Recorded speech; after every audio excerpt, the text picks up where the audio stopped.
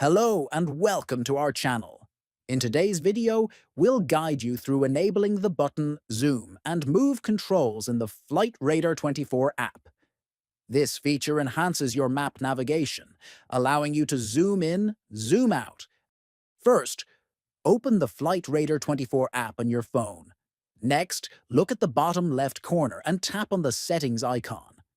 Then select the MISC tab from the list of options. Then scroll down and look for the Map Controls section. Finally, toggle the switch to enable the map controls. This will activate the on-screen buttons for zooming and moving the map. Enabling the map controls in Flightradar24 provides a more interactive and precise way to navigate the map.